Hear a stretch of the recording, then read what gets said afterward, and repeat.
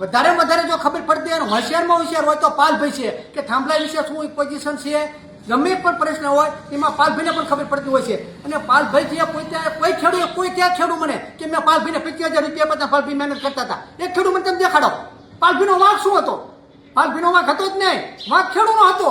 ખેડૂત તમે બધા એક થાવ, કોઈ 5 ખેડૂત કહેતો 5 ખેડૂત તમે જવું પડે કે ઉભા રહો. અત્યારે આપણે કડદાકાંડમાં થયું હતું અને 80 જણા જેલમાં હતા, તેથી બધા રાજુભાઈનો કદાચ રાજુભાઈ જઈને 80 જણા જેલમાં પૂર્યા. રાજુભાઈ અત્યારે નીકળી જાય, રાજુભાઈ સટકી ગયા, પણ રાજુભાઈ નીકળી જાય ને આવું થાય તો શું થાય? પાલભાઈને ખેડૂતને જેલમાં નહોતા જવા દેતા, તેમાં પાલભાઈ કહેતા હતા ત્યાં જઈને પોલીસવાળા મારીએ અને ઢીંગાણું થાય ને પોલીસવાળા પકડીને 50 ખેડૂત જેલમાં ઠોકી દે તો નામ કોનું આવે કે પાલભાઈએ ખેડૂતને જેલમાં પૂર્યા? હું તો તમારા ઉપર આ કરવાનું હતું. એટલે પાલભાઈની વાત થાકી હતી કે તમે મિટિંગ કરો. અત્યારે મિટિંગ કર્યા પછી આપણે અલ્ટિમેટમ હતી કે ભાઈ 15 દિવસ પછી અમને ગાંધીનગર આવશું, એ પછી એ વસ્તુ થાય. તમને પાલભાઈ લઈ જાય, પોલીસમાં લાઠીચાર્જ કર્યો હોય અને ખેડૂત જાજા ભેગા થયા અને ગાંડા ખેડૂત હોય જ પાનાના ખા કરે 5 જણા કોઈ ગાડીના કાચ ફોડી નાખે ત્યાં થાય તો વારો કોણ આવે?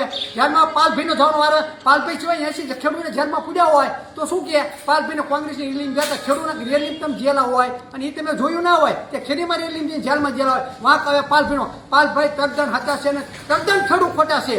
એક ખેડૂતે કોઈ રૂપિયો આપ્યો પાલભાઈ તો મને દેખાડો કે મેં પાલભાઈને 25,000 રૂપિયા આપ્યા હતા. પાલભાઈએ ઘરના પૈસા બગાડે, મહિને લાખ રૂપિયાનો ખર્ચો થાય. તમે શ્રીનગર જામ ગાડી લઈને તો 1000નો ખર્ચો થાય. અડધી રીતે ફોન કરો આવજો પાલભાઈ. એટલે પાલભાઈ કે નવરા તમારે કાઢ્યું હે? તમે ગુજરાતમાંથી આવા નેતાને ગુમાવો હો, ખેડૂતને મોટામાં મોટી ખાટલે ખોડશે અને ખેડૂત પણ એવો હેરાન થવાનો હોય કોઈ નેતો ખેડૂતનો બનવાનો જ નથી. બની તો તમારી ગાડીઓ ખાવાની હોય ને પોષક તમને કોનો હોય ને કે નેતો જડતો નથી, નેતો ભાગી ગયો છે. શું તમારી પાસે કદું કાઢી લેવાનું અમારે ખેડૂતને? અત્યારે નેતાને તમારી પાસે શું નેતાએ લીધું છે? મને એક તો કહો કે રાજુ ખરપડાઈ પૈસા લઈ ગયો, પાલભાઈ પૈસા લઈ ગયો અમારી પાસેથી 25,000 રૂપિયા. એક ખેડૂતે નેતાએ પૈસા લીધેલા નથી ખેડૂત પાસેથી. એ જે કરતા હોય તે. અને અત્યારે પછી તમે નેતાનો વગર તમે રાજુ ખરપડાના એક નેતાને ખોઈ છો, બીજા નેતા તમે પાલભાઈ આંબડિયાને ખોવાના છો. ગુજરાતમાં 3-4 નેતા છે ને એ ખોઈ નાખો એટલે તમારું ખેડૂતનું કામ થવાનું પૂરું.